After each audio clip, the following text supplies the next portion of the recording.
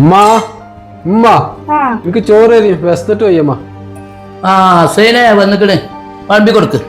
ഒരു പണിയില്ലാത്ത വരൂല, അങ്ങാടി തണ്ടി അടക്കുക. 3 നേരം വെട്ടി മുണങ്ങാൻ പെരീക്ക് കയറി വരും.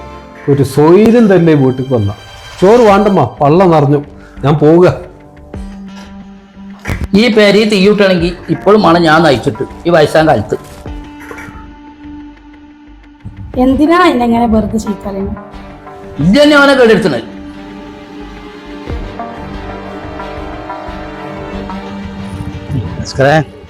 എന്താ പറ്റിയ മുഖത്തൊരു ടെൻഷന്? ഒന്നുമില്ലടാ, പെരീക്കാണ് ചെന്ന് കയറിയ വാപ്പൊരു സ്വൈര്യം എനിക്ക് തരുന്നു.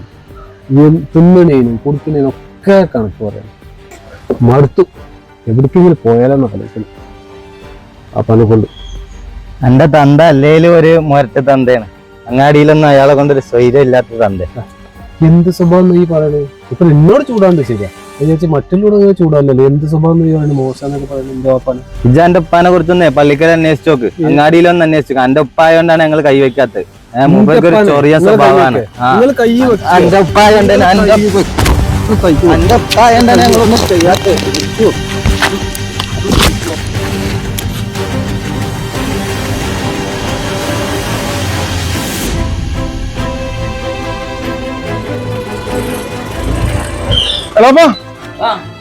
ആ അസ്കറിന്റെ അവിടെ ആ ചങ്ങായിനോട്ട് തടി ഉണ്ടാക്കണം. ഒന്ന് വേഗം വരി.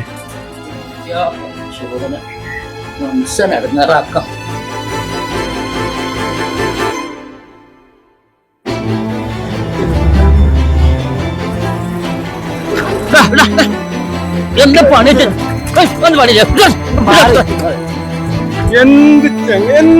കുടുങ്ങിയാലോ ഭാസ്കര?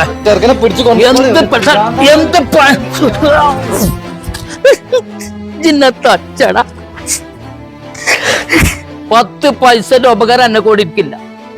നാട്ടുകാരടിയിൽ അടിയും പിടിയും കച്ചറയായി. ഞാനല്ല, ഓനാണ് ഇജ്ജ് പോളാന്റെ കണ്ണുമുന്നിൽ നിന്ന് ചെനക്കാങ്ങനെ വേണ്ട. ഞാൻ മരിക്കണീന്റെ മയ്യത്ത് പോലും ഇജ്ജ് കാണാൻ പറ്റുന്നു. നിന്നെ തൊടുകണ്ട, പോടാവിടുന്ന്. നിന്റെ പെരേക്ക് ഇത് കിടക്കാൻ പാടില്ല.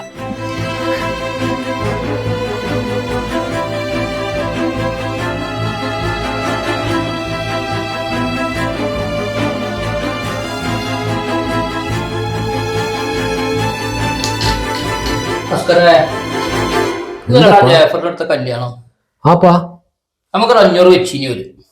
അഞ്ച് പോവാണെങ്കിൽ ഒരു 500 കൊടുത്തൊക്കെ കിട്ടോ. പൈസ ഇങ്ങനെ നക്കിയും കുടിച്ചും കുത്തുറണോ? ഒരു 500 കൊടുക്കാൻ എന്റെ കയ്യിലില്ല. ഈ പണിക്കും പോകാതെ ഇങ്ങനെ പെരയും കുത്തുന്ന ഒരു പൈസ ഉണ്ടാവും.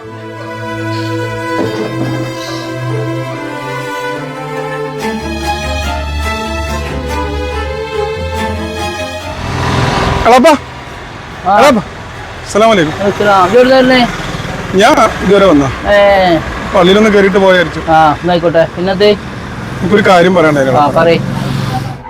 ഒരു കാര്യം, ജോന്റെ കാര്യം മാത്രം ജിന്നോട് പറയണ്ട, വേറെ എന്തെങ്കിലും പറയും. ഭയങ്കര സങ്കടം പറഞ്ഞത് എന്നോട് തൊട്ടിനും പിടിച്ചിനും ഒക്കെ ചീത്ത പറയുന്നത്. സംഭവം പണിക്ക് പോയിട്ടാന്നുള്ളത് എനിക്കറിയാം.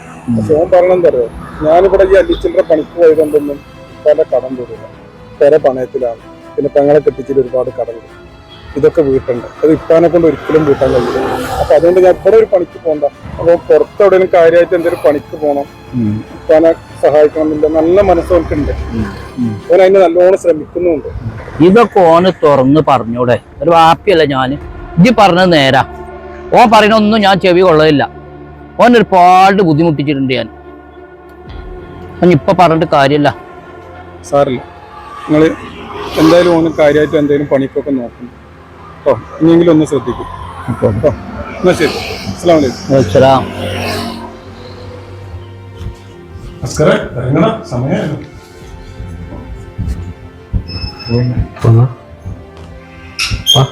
ഞാൻ ഇറങ്ങാണ്. പാനൂട്ടി പോയി വാ. കരിയത്തെ കാര്യം ആലോചിച്ചിട്ടൊന്നും പാനൂട്ടി ബേജാറാണ് കേട്ടോ. നല്ല കടന്ന് പണിയൊക്കെ എടുത്തുകാണ്ടേ പോയി വാ. പോവാ.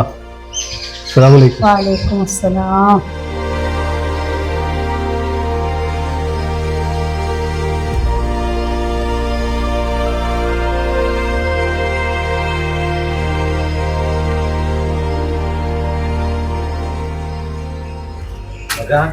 അസ്സലാമലൈക്കും. വലൈക്കും സലാം. ആ അമീതേ കേറി ഇരിക്കുവാനെ വാ. എന്താ ഇപ്പൊ പോന്നു? അത് കാക്ക, എനിക്കൊരു കാര്യം പറയാനുണ്ടായിരുന്നു നിങ്ങളുടെ അടുത്ത്. എന്ത്? അന്ന് അങ്ങാടിന്ന് അസ്കറായിട്ട് അടി ഉണ്ടായില്ലേ, അതന്ന് ഞാൻ നിങ്ങളെ കുറിച്ച് മോശമായിട്ട് പറഞ്ഞപ്പോ അസ്കർ ചൂടായതാണ്. അന്ന് എന്റെ ഭാഗത്തായിരുന്നു തെറ്റ്. ഓരോരുത്തർ പറഞ്ഞത് കേട്ടിട്ട് ഞാൻ എന്റെ കുട്ടീനെ ഒരുപാട് തെറ്റിദ്ധരിച്ചു. പൊരുത്തപ്പെട്ട് തരണം. ഞാൻ പോയി വരാം.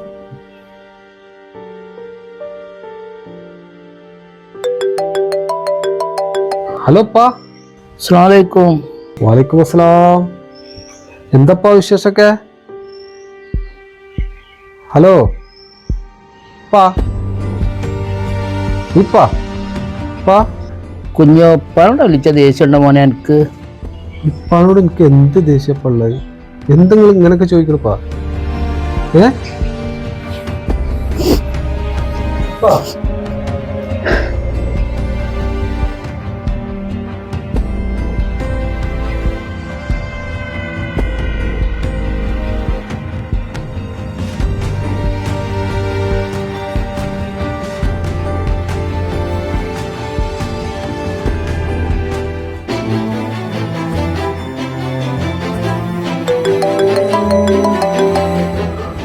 ഹലോ ഷബിയ.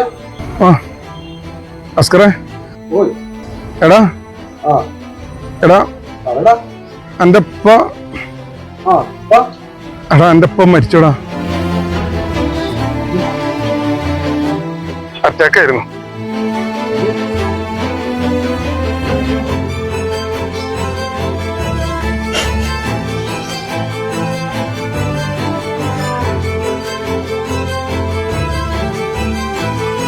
ഞാൻ മരിക്കണിന്റെ മയ്യത്ത് പോലും ഇജ്ജ് കാണാൻ പറ്റുന്നു.